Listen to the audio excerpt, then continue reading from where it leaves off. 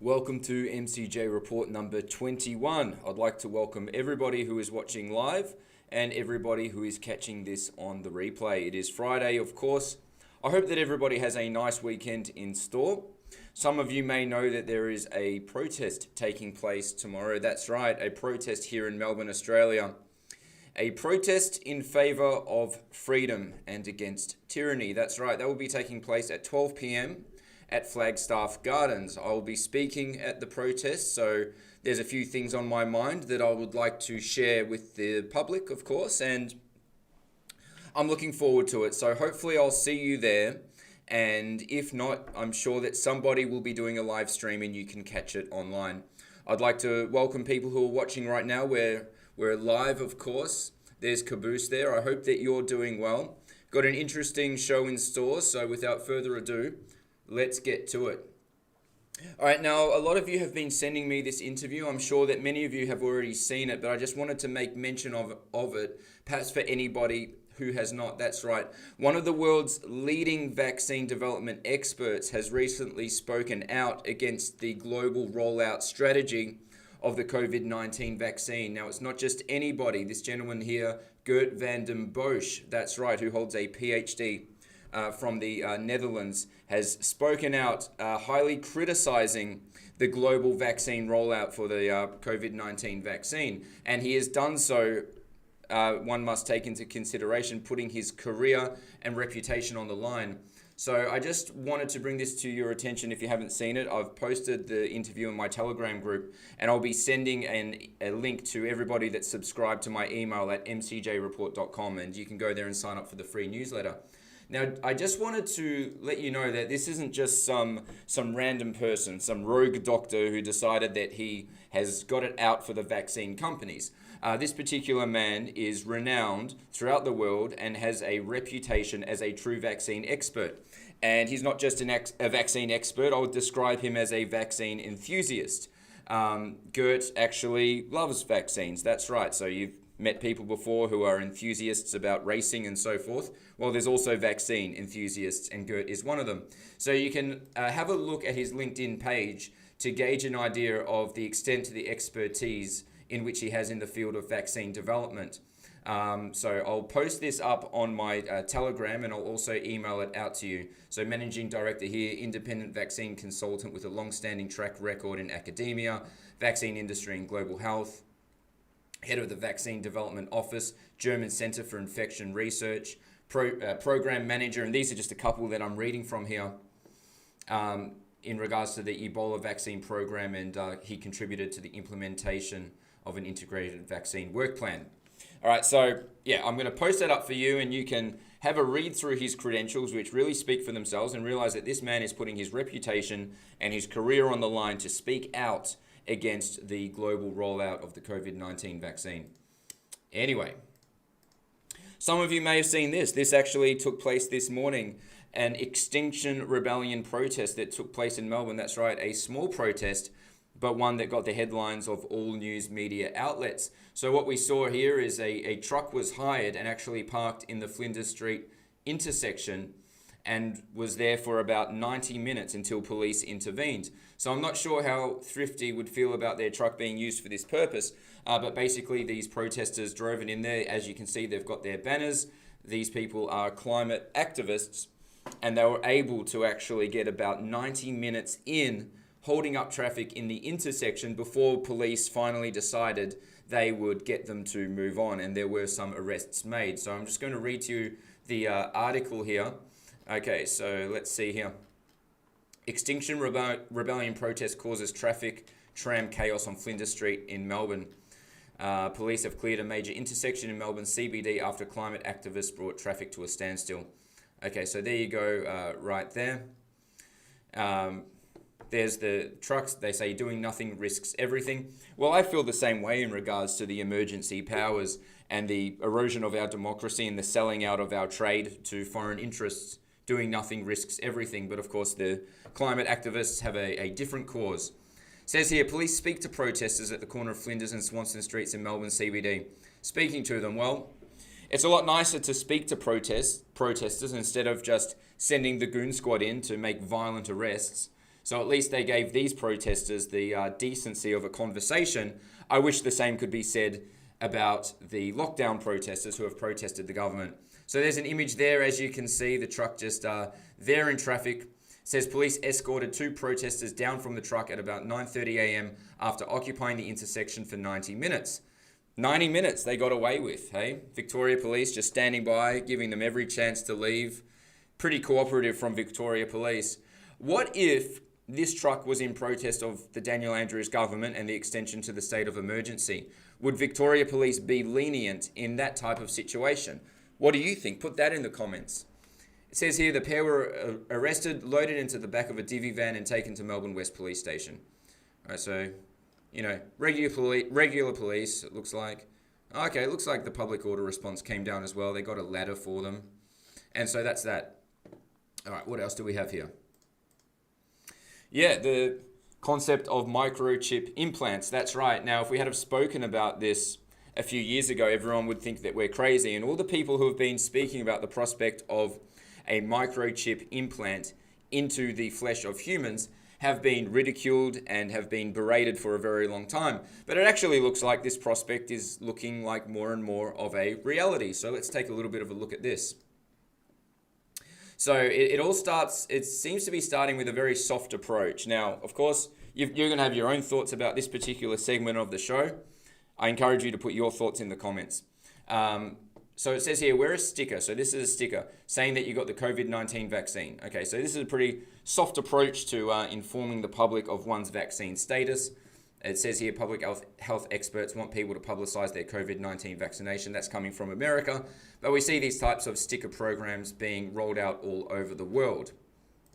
We also saw that here in Australia, a new sticker is being developed to monitor possible infections. That's right, a sticker that goes onto somebody's wrist, which supposedly tells you whether you're sick or healthy. This was from 9 News just a couple of days ago. We covered it on the show. It says, a new easily worn patch can reveal how your immune system is responding to infections. Okay, so getting closer and closer. Okay, we've got from Israel, coronavirus electronic bracelets. How does it work? Okay, so bracelets that people actually put onto their wrists, maybe their ankles, maybe ankles are coming soon, in order to monitor whether or not people have been breaking their isolation orders, their isolation directions. So again, something that is attached to the body for the purpose of fighting this so-called virus. Now to the topic of microchips, okay? Microchip implants specifically, not to be confused with, say, a microchip that you might put into that would be in a mobile phone, okay? We're talking about implants as in a piece of technology, a chip inserted into one's body.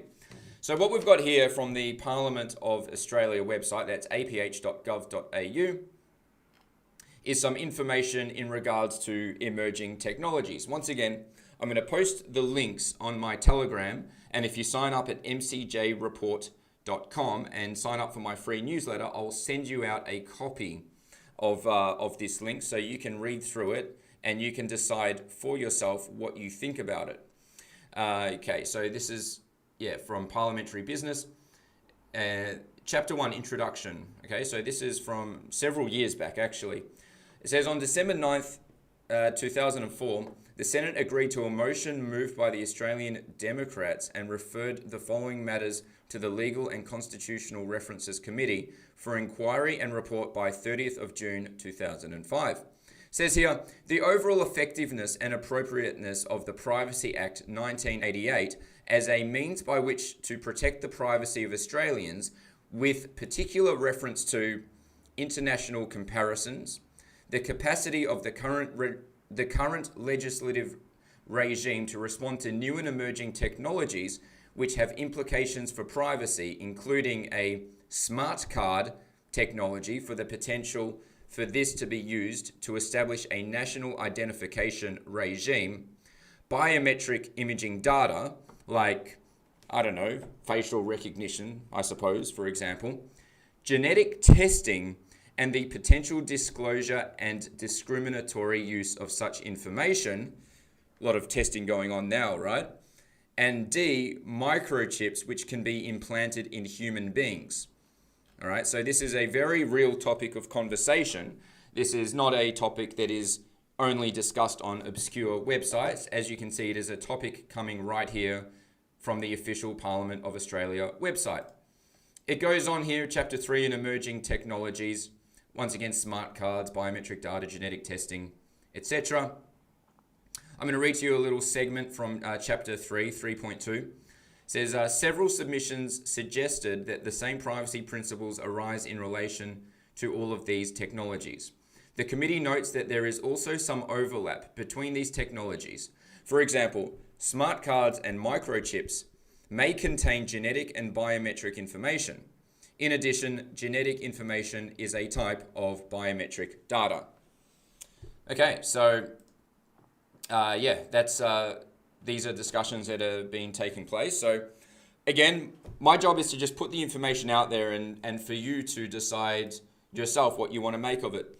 Do you think the government is preparing us for some type of microchip implant that can determine when scanned whether or not someone's had a COVID test or whether someone's had a vaccine, or to somehow determine if we're feeling sick or if we're not feeling sick, etc.?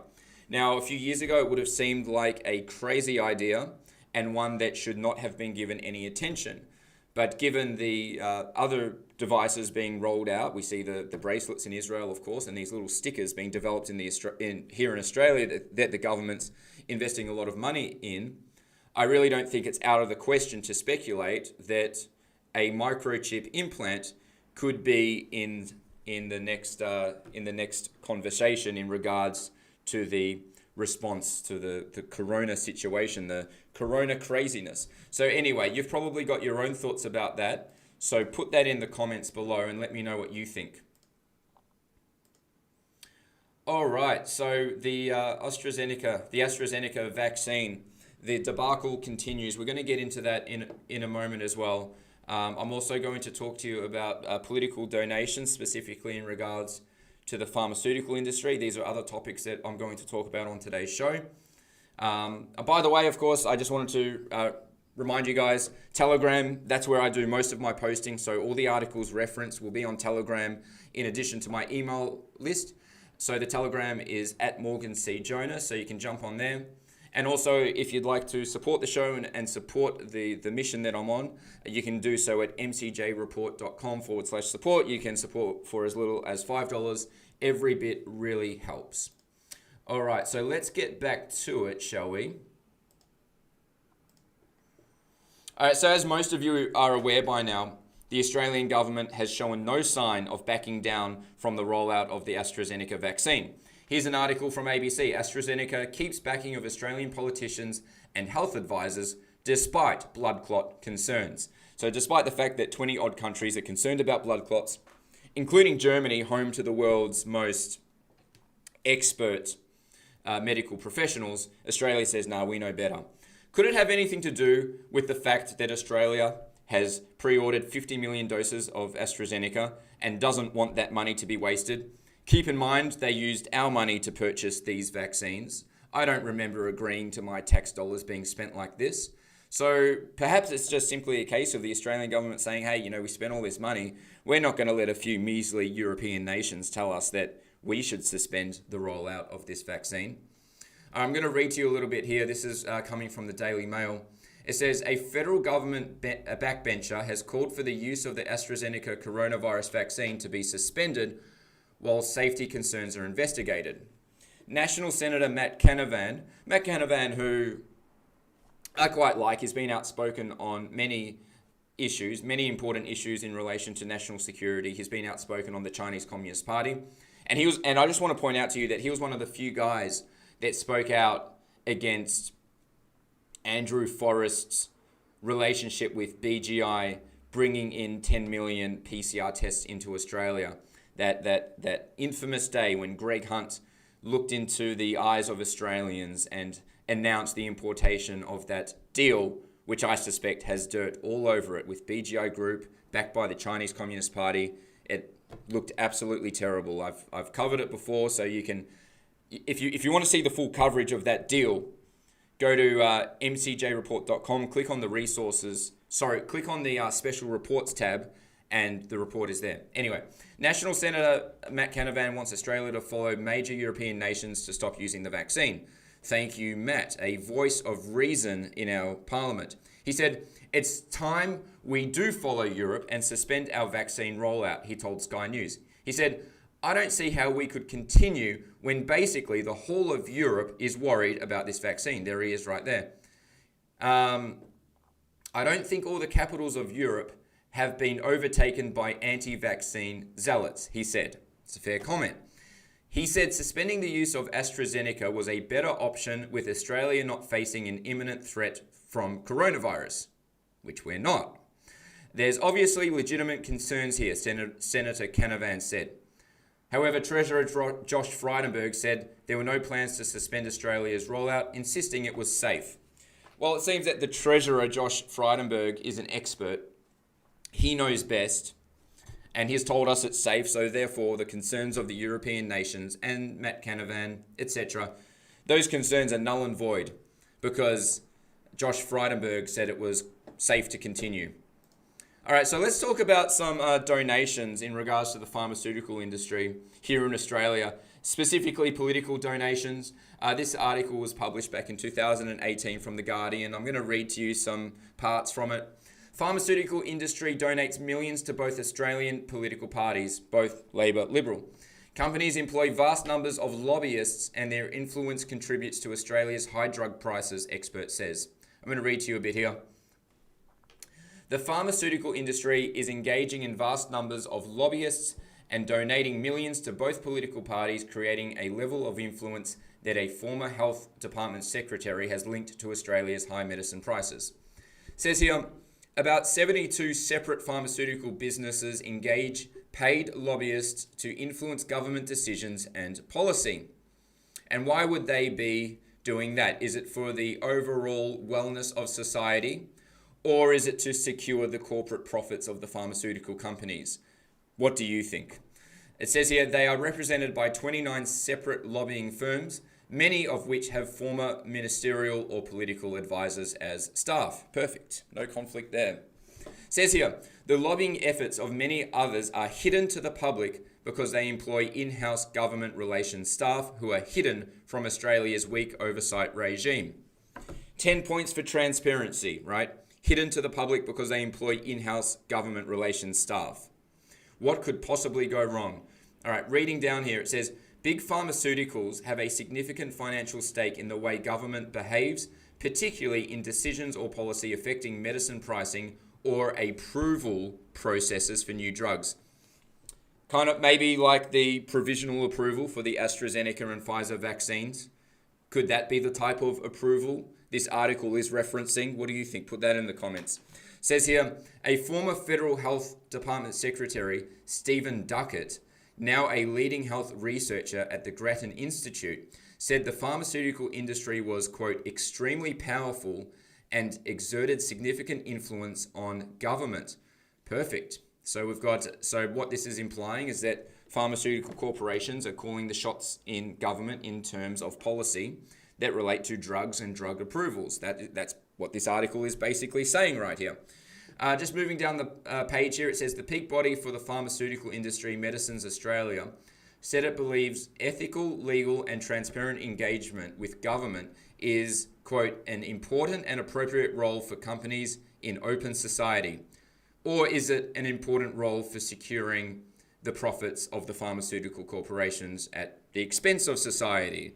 It says here, the group's policy is not to provide cash donations to parties or campaigns, but it does pay fees for politicians to attend conferences. What sort of fees are we talking about here? Like $10 fee, $50 fee, or could it be significantly more? Policy workshops or roundtable discussions, which, quote, may include a political fundraising component. You gotta love the euphemisms they use here. Political fundraising component sounds harmless. Sounds like, a sausage sizzle. I don't think it is. Says here, quote, the organisation maintains positive and constructive relationships with all political parties to advocate for the right policy settings so that all Australians have access to new medicines and vaccines. So noble of them, right? Such good people doing the lobbying for the pharmaceutical corporations. Oh, we're so lucky to have these people influencing our policy. Says here, a University of Sydney research scientist, Barbara Mintzes, an expert in pharmaceutical policy, said there has been a global trend towards weakening evidence standards for new medicines. The changes had broadly made it easier for new drugs to get on the market.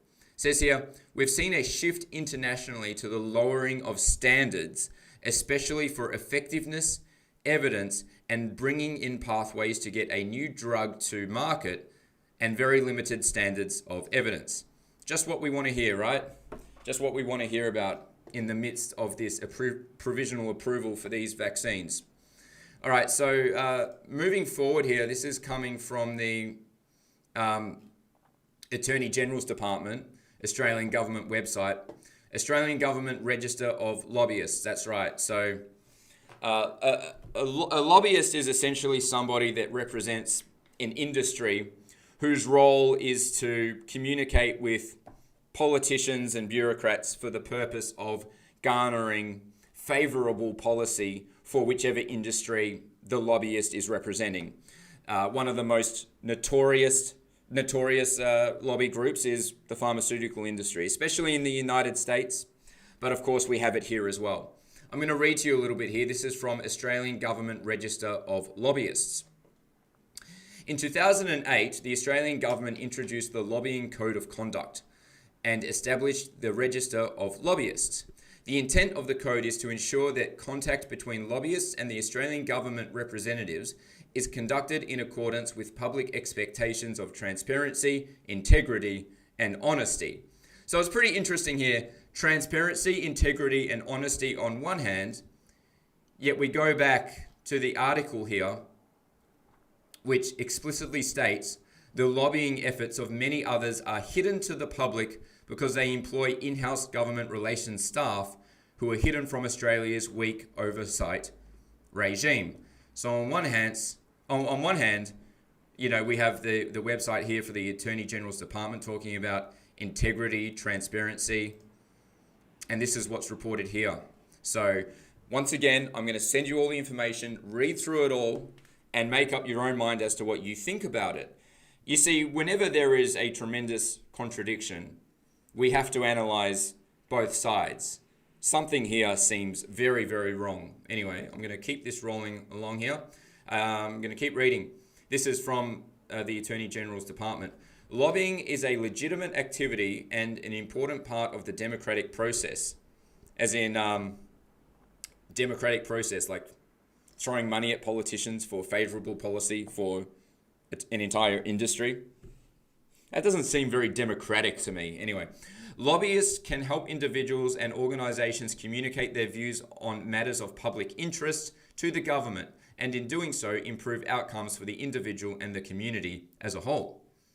In performing this role, there is a public expectation that lobbying activities will be carried out ethically and transparently, and that the Australian government representatives who are approached by lobbyists can establish whose interests they represent so that informed judgments can be made about the outcome they are seeking to achieve.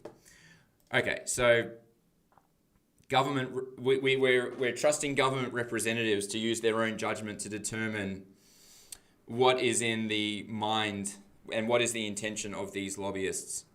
Okay. Anyway, it says here, principles of engagement with Australian government representatives.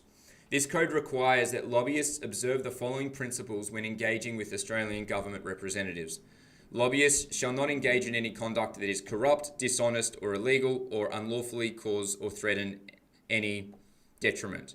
Okay, so can we have an investigation to find out if these pharmaceutical lobbyists are engaging in corrupt or dishonest activity? This probably requires a royal commission. It says here, lobbyists shall use all reasonable endeavours to satisfy themselves of the truth and accuracy of all statements and information provided by them to clients whom they represent, the wider public and Australian government representatives. satisfy themselves of the truth and accuracy of statements. Has Pfizer always acted within the confines of the truth? Did the truth get in the way of Pfizer promoting off-label use? No, it didn't. All right, so moving forward here, this is also from the Attorney General Department. This is from lobbyist.ag.gov.au. So you can actually search for lobbyists. That's right.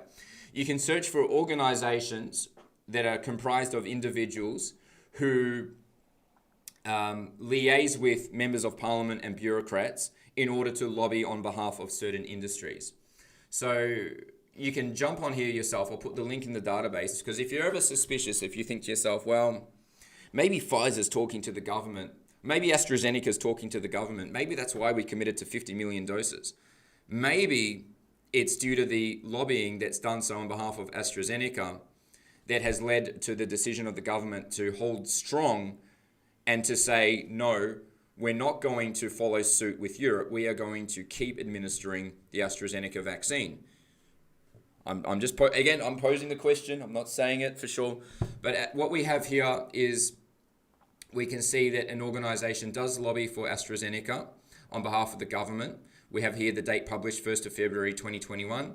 The organization's name is Covance Market Access and Services Division. Kind of an appropriate name, right? Covance sounds like COVID. I think that's just a coincidence, but it's funny to point out. Market access, well, that's what they're doing, right? They want access to the Australian market. They want as many products from the industry and companies that they lobby for to flood the Australian market. And it's worked, 50 million doses, right? So you can, I'll post this up for you. You can go and check it out. Even has the owner details here. A bloke by the name of Adam Gordos, been active for a long time.